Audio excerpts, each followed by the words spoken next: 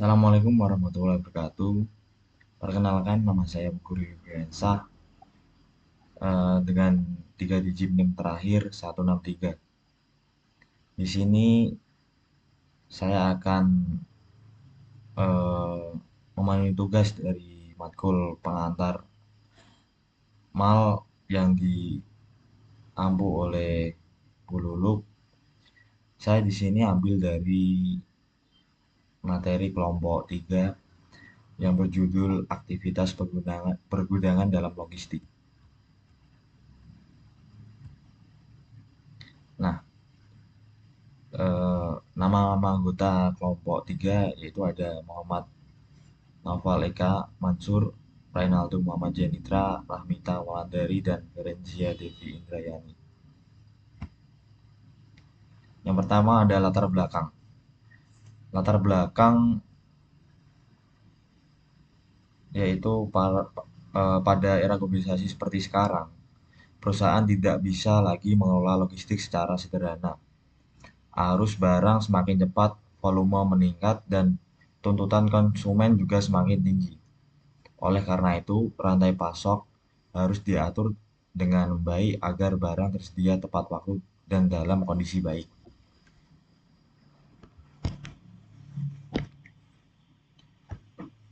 Gudang tidak hanya berfungsi sebagai tempat menyimpan barang, tetapi sudah berkembang menjadi pusat aktivitas logistik. Gudang berperan menjadi Gudang berperan mengatur aliran barang mulai dari barang masuk, disimpan, diolah, hingga didistribusikan ke konsumen. Peran gudang ini sangat penting karena dapat menjembatani produksi massal dengan permintaan pasar yang datang bertahap. Selanjutnya ada pengertian gudang. Gudang adalah fasilitas logistik yang digunakan untuk menyimpan dan mengelola barang.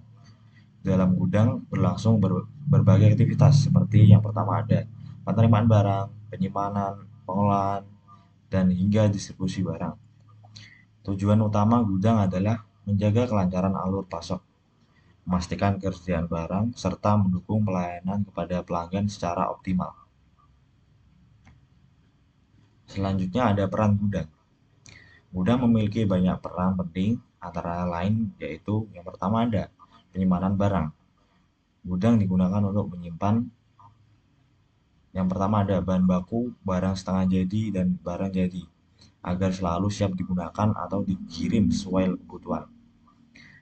Yang kedua ada perlindungan persediaan. Gudang berfungsi melindungi barang dan risiko kerusakan, kehilangan, atau penurunan kualitas. Hal ini sangat penting terutama untuk produk sensitif seperti makanan, obat-obatan, dan barang mudah rusak. Yang ketiga ada menyeimbangkan permintaan dan pasokan. Gudang membantu perusahaan menjaga keseimbangan antara produk dan permintaan pelanggan, sehingga tidak terjadi kelebihan stok atau kekurangan barang. Yang keempat ada kondisi pengiriman. Barang dari berbagai sumber dapat dikumpulkan di gudang, lalu dikirim bersama-sama agar lebih efisien dan hemat biaya transportasi. Selanjutnya ada fungsi operasional gudang. Fungsi yang pertama yaitu ada fungsi pergerakan. Fungsi ini mencakup seluruh kegiatan pemindahan barang di dalam gudang mulai dari barang diterima, dipindahkan ke rak, terus diambil untuk pesanan hingga dikirim keluar gudang. Yang kedua ada fungsi penyimpanan. Penyimpanan dibagi menjadi dua, yang pertama yaitu penyimpanan sementara untuk kebutuhan operasional harian.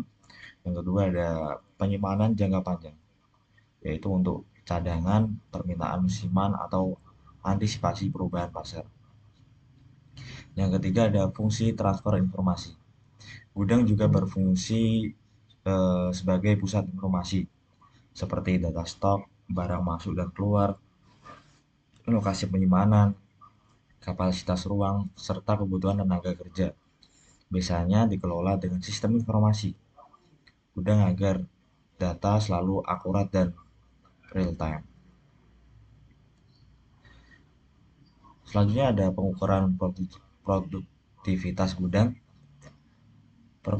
Produktivitas gudang menunjukkan seberapa efisien gudang bekerja.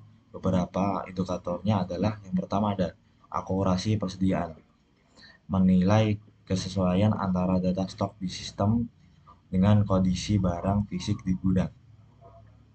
Yang kedua ada waktu siklus pesanan, mengukur lamanya waktu dari pesanan diterima hingga barang dikirim ke pelanggan. Yang ketiga ada tingkat pemenuhan pemesanan, menunjukkan kemampuan gudang memenuhi pesanan sesuai jumlah dan spesifikasi. Yang keempat ada pemanfaatan ruang dan peralatan, melihat seberapa optimal gudang menggunakan ruang penyimpanan dan fasilitas yang tersedia. Selanjutnya ada proses penerimaan barang. Proses penerimaan barang meliputi yang pertama ada pembongkaran. Barang diturunkan dari kendaraan menggunakan alat bantu seperti forklift atau pallet jack agar lebih aman dan efisien. Yang kedua ada pemeriksaan dan pencatatan. Barang dicek kesesuaiannya dengan dokumen pengiriman lalu dicatat ke dalam sistem gudang. Yang ketiga ada kontrol kualitas. Kondisi barang diperiksa untuk memastikan tidak rusak atau cacat. Barang yang bermasalah akan dipisahkan. Yang keempat ada penyimpanan. Barang yang lolos pemeriksaan disimpan di lokasi yang telah ditentukan agar mudah diambil kembali. Yang ketujuh ada peralatan gudang. Beberapa peralatan yang umum digunakan antara lain forklift dan pallet jack untuk mengangkat dan memindahkan barang berat. Terus ada conveyor untuk memindahkan barang secara otomatis. Ada juga scanner barcode atau RFID untuk mempercepat pencatatan dan meningkatkan akurasi data. Dan terakhir ada meja penerimaan dan timbangan, yaitu untuk memastikan barang dan jumlah barang sesuai dokumen. Selanjutnya ada penempatan gudang. Putway adalah proses memindahkan barang dari area penerimaan ke lokasi penyimpanan yang tepat. Ada juga tujuannya, yang pertama meningkatkan efisiensi kerja, yang kedua ada memaksimalkan penggunaan ruang, yang ketiga ada mendukung perputaran stok, yang ketiga menjaga kerapian dan kelancaran arus barang. Selanjutnya ada penyimpanan palet dan peralatan. Beberapa jenis sistem penyimpanan palet. Yang pertama ada rak selektif. Tujuannya untuk akses mudah ke setiap palet. Yaitu ada selanjutnya ada rak drift, hemat ruang untuk berbagai jenis. Terus ada rak pushback, sistem LIFO untuk barang cepat berputar. Terus ada juga rak alir, sistem FIFO untuk barang sensitif waktu. Selanjutnya ada penyimpanan palet dan peralatannya.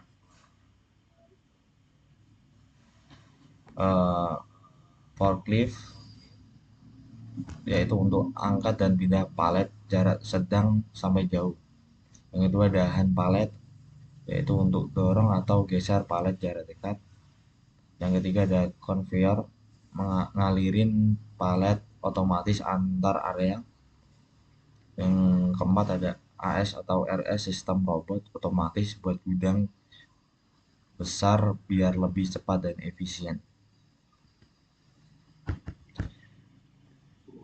Selanjutnya ada penyimpanan non palet, digunakan untuk barang tertentu seperti rak bin untuk barang kecil, rak cantilever untuk barang panjang, rak statis untuk barang ringan, terus margin untuk menambah kapasitas lantai, terus main load, AR atau RS untuk sistem otomatis barang kecil.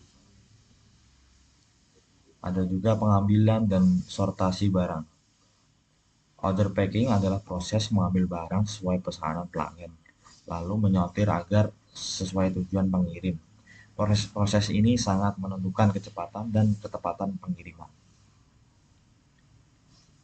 Selanjutnya ada proses pengiriman. Pengiriman merupakan tahap terakhir aktivitas pengumpulan. Tujuannya memastikan barang sampai ke pelanggan atau titik distribusi. Ada tujuannya yaitu tepat waktu, jumlah sesuai, dan kondisi barang tetap baik.